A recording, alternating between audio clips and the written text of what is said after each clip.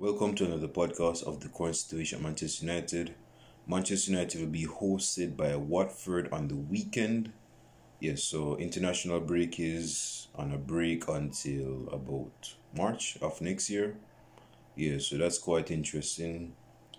Unfortunately for some of the Man United players that were on international break and they broke a good sweat on international break. Now they have to come back to a club that is not in the best of form.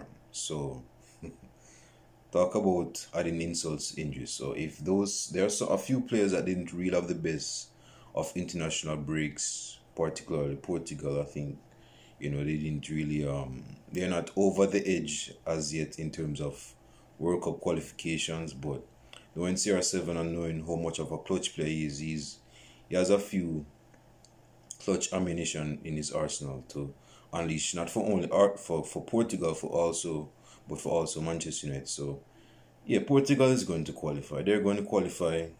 They're going to qualify. Yes, I was saying that Man United players. I don't think much Man United players did well in the international break. So talk about adding insults to injuries. You have to come back to a club that is not in the best of form. Or are those sour grapes going for you? So yeah, with Watford, before I get into that, there's a few housekeeping notes I want to unwrap for you guys, considering that it's almost Christmas too, right? It says here that Ole Gunnar Solskjaer could finally make important change to Man United lineup as star impresses in training. Now, this is basically on the fact that Donny van de Beek has supposedly impressed Ole Gunnar Solskjaer. I mean, I can impress Ole Gunnar Solskjaer. It's just that I'm not a professional player, so I don't even see. I mean, this dude hasn't been playing much over the past year. But knowing Ole Gunnar Solskjaer, bro, you just need a couple of cleats, a couple of shin pads, and a football, and you can impress Ole Gunnar Solskjaer. So I don't see. I mean, if he's really impressed Ole Gunnar Solskjaer from a serious professional player / managerial professional standpoint, then he can have a green light to start against Watford. I'm going to get into the starting 11, of course. So yeah, it says here that Ole Gunnar Solskjaer is impressed by the training of Donny van de Beek. Now, you can put on the best performance in training, bro, but as the great boxer Mike Tyson used to say, that there are boxers that had the best preparation. They were flawless when it came on to punching the punch bag. They could, but when it was time for them to deliver in the ring, Mike Tyson said, my fist would jam them in their jaw, and their game plan was out of the window. So my point is that you can put on the best performance in training, the best performance since Maradona in the 1986 World Cup. But if that form is not performed on the football pitch, then it's just vague. But I'll take them at their words and say that okay, Donny van de Beek actually did decent in training, so I guess he could be given a green light to start on Saturday. Now, unfortunately, Luke Shaw and Paul Pogba has been ruled out of the squad due to injury. I don't know what Pogba was trying to do in France training, but he's actually injured himself when taking a shot in training. Talking about training. This is why people hate international break, because there are key players that have played for their country, whether it's the country that they were born in or the country that they were nurtured in, and they just got some unwarranted, unnecessary injury. And if that player has been performing for the club and he's now injured, that's going to be a negative indictment on not only the player's form but also the club on the side that he's playing. I'm getting distracted. That's why you kind of see me. Let me just remove this real quick for you guys. Okay, there we go. So yeah, I'm saying that with Paul Pogba and Luke Shaw removed, there are some players that are going to get some game time, which is why Donny van de Beek has been supposedly given the green light to start or at least get some game time under his belt come against Watford on Saturday. And Luke Shaw hasn't been prime Luke Shaw like last season, but you know, this is a good time for Alex Telles to come back in the mix and to, you know, get some form too, because he's a Man United player. He's a player, period. And when you have a player, he needs to get game time. That's what you're paying him for. You're not paying him to stay on the bench. So with Luke Shaw and Paul Pogba injured, this is a good time for some players that have been on the fringes, that have been on the periphery, that have been on the sideline to get in line in the lineup and start and get a game. So that is the end of this. Let me see. Okay. I don't know what Goldbridge is trying to do, but it says here that Goldbridge issues Ole Gunnar Solskjaer's claim. Yeah, I'm a long time follower of almost say Ole Mark Goldbridge, but I've been a long time follower of Mark Goldbridge, but unfortunately I'm not following his YouTube channel not nearly as much as I used to back like in fall 2016 or 2017 and 2018. Since the beginning of 2019, I started to deviate from his channel. Nothing personal against him. I think he's a very entertaining and funny dude, and he covers a lot of Manchester United stuff, but it's like the motivation wasn't there. I was following this dude since he had less than 100,000 subscribers. Yeah, I remembered when he had a Fellaini bobblehead on the table of his videos. I remember that.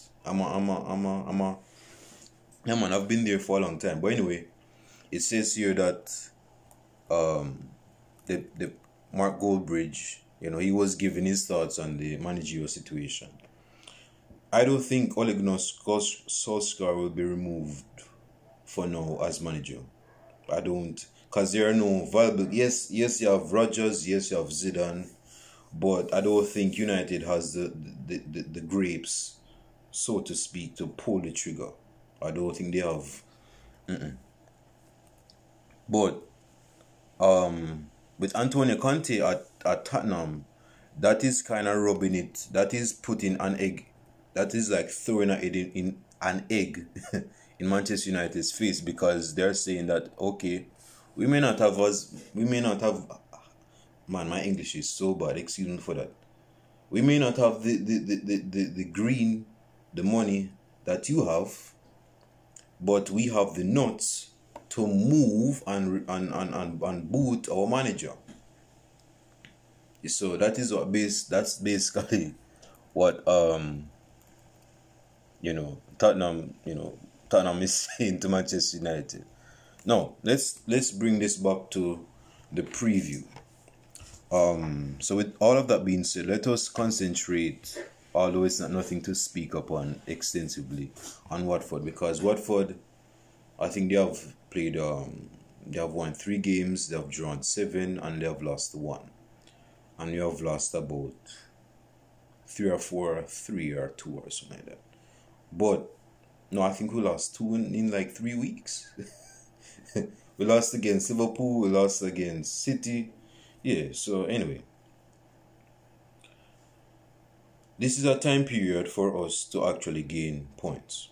The storm is over. Well, not full, because you have Chelsea and Arsenal coming up. So the eye of the storm has overshadowed this time period right now, which means that the calm of the storm is here, which means that this is a time to get at least 3 points right now before we concentrate on Chelsea and Arsenal in the upcoming weeks.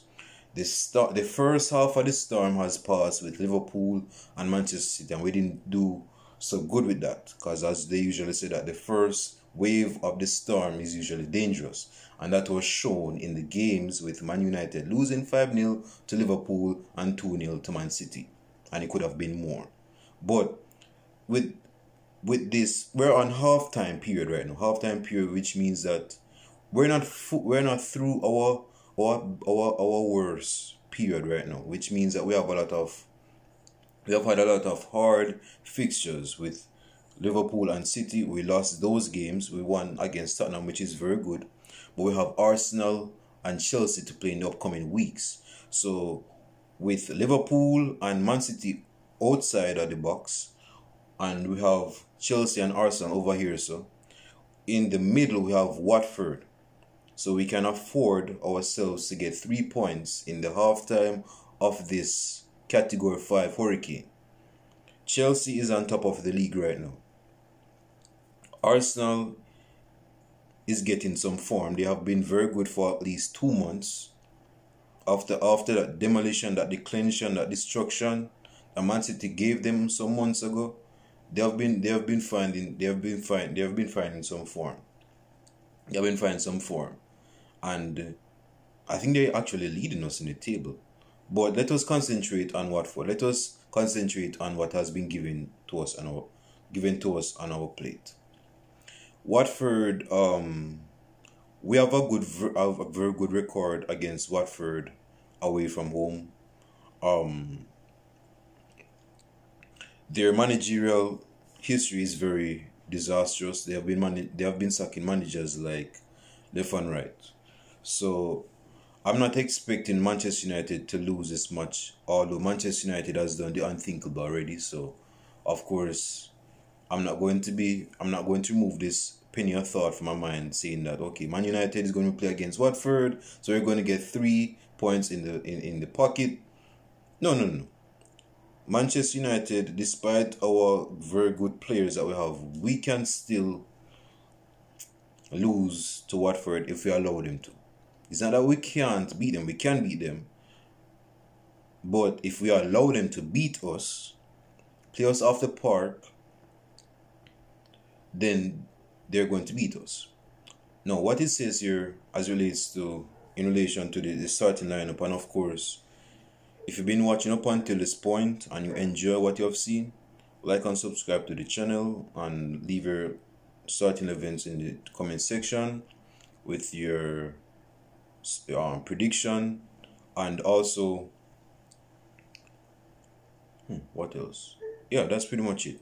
But I don't know why I got stuck there. So, but Watford against Manchester United, we have a few players that, given that we have changed our formation, Manchester United is looking to get some form on our belt, and with CR7 and Cavani starting up top, or them being the main enforcers to get the goals, that is going to hurt our attack, some of our fresh attackers, our young attackers like Sancho, Mason Greenwood, Marcus Rashford. Martial has been on the sideline for a good while right now. He's enjoying family life. He's a family man. He's a husband. He has a beautiful wife, and he has at least 2 kids at a time. Yeah, he has 2 kids. So my man isn't really about that football life. He's about the family life. So with Greenwood and Rashford and Sancho, and you have Cavani and CR7 starting up top, we can actually bamboozle Watford away from home. We have the powerhouse to do that. It's just that we need the balls to pull the trigger. Not only it's more than enough that we don't have the balls to sack a manager, but we need the balls to pull the trigger in terms of scoring a good amount of goals against a side away from home, particularly Watford. This is the form that we need to set the precedence of going into the Chelsea game and the Arsenal game in the upcoming weeks. To hell if Manchester United with Ole Gunnar Solskjaer loses we lost against Manchester City, we lost against Liverpool, and we lose against Chelsea, and definitely we lose to Arsenal. If there is one quote unquote top six side we can't lose to, and that is Arsenal. Now I respect that they have been in some good form, but come on, man, we can't be losing against Arsenal, man. That is a long-standing rivalry that we cannot stand losing. in the late 1990s and the late, not late, late 1990s to mid 2000s, this was a peak rivalry in the Premier League, in the Barclays Premier League. So, you can't lose to Arsenal, man. But bringing this to Watford, we have to get 3 points, man. We need to get some confidence. Like I said in my last video podcast, my Manchester United players, they are low on morale, they are low on confidence. They're almost on E right now. They need to go to a gas station, a confidence gas station, to get some gas, to get some confidence gas in their gas tank. So that is, yeah, we need, man, yeah, right now, bro, we really need the points in our bag, man, because if we keep on slipping, we're going to drop in the Premier League table, and we're going to be looking up to sides that we have never seen before look up to. What West Ham have been through a storm this season. A few other sides have been doing decent, so we cannot allow. Oh, I need to finish up. We cannot allow ourselves to lose to Watford. Watford, you know, they have been doing quote unquote decent. I would say it's satisfactory work. So if I was to give, you know, Watford a report card based on their form, I would say it's been satisfactory. It hasn't been so good or it hasn't been so bad. It's just satisfactory.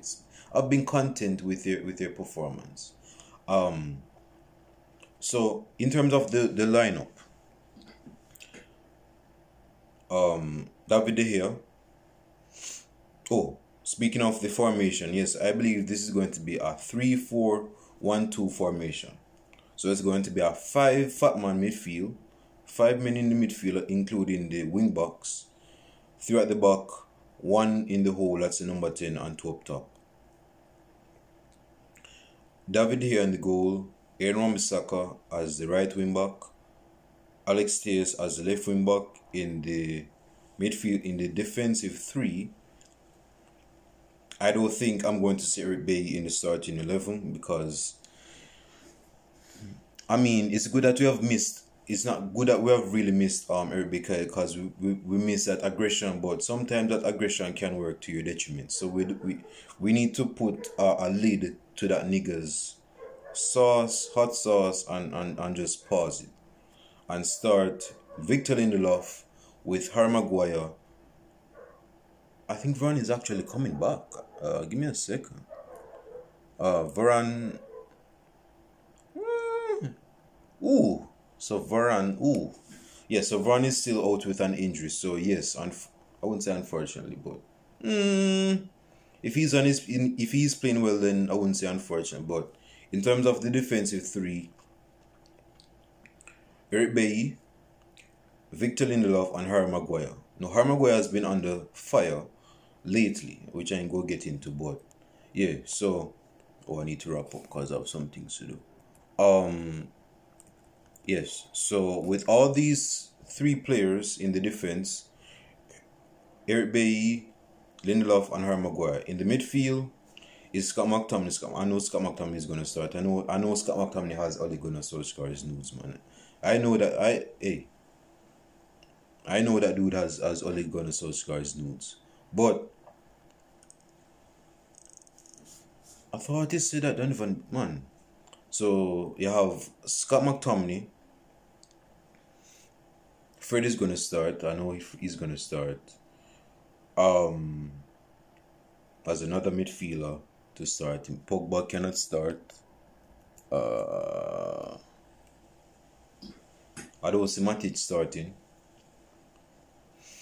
You know what? I'm actually going with Donny van de Beek for some reason. Yeah, so Donny van de Beek with Scott McTominay and Fred as the midfield. And of course, Bruno Fernandes as the number 10. Cristiano Ronaldo as the starting striker, along with... Is Cavani back from injury?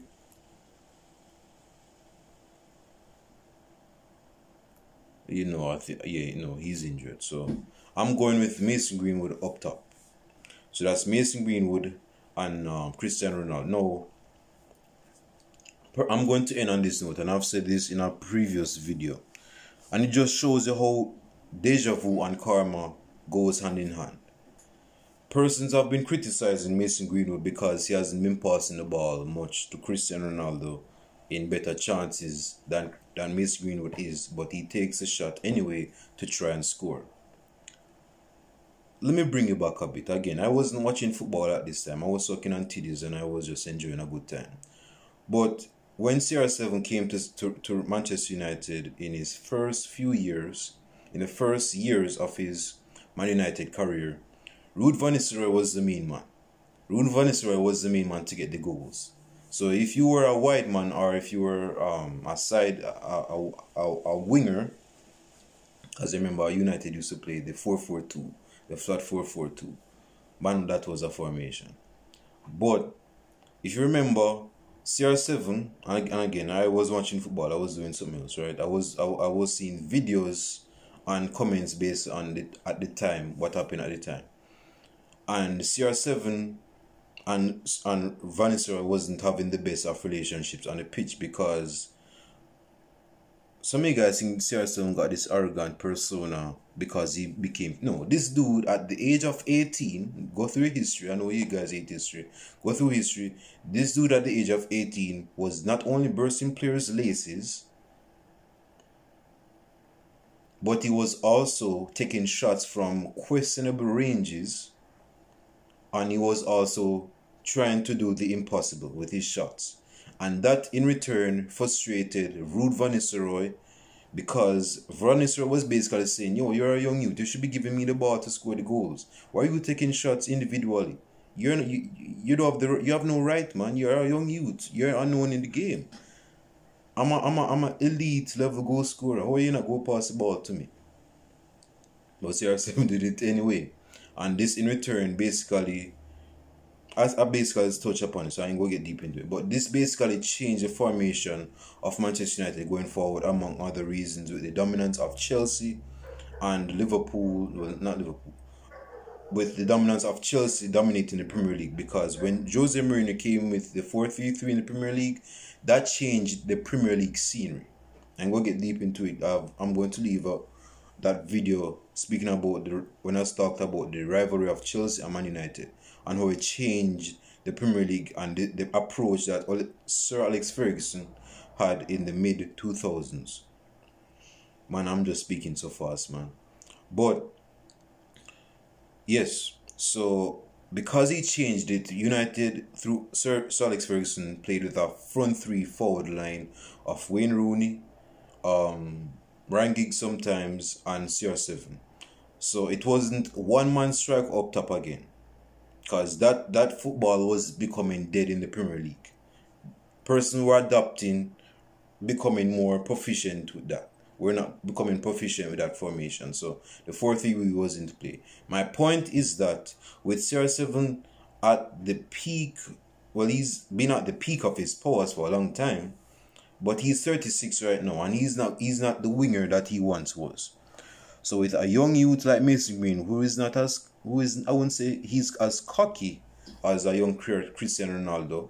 He seems mild and tame, but in terms of his overall display, CR7 should not be complaining by any stretch of Mason Greenwood taking long range shots.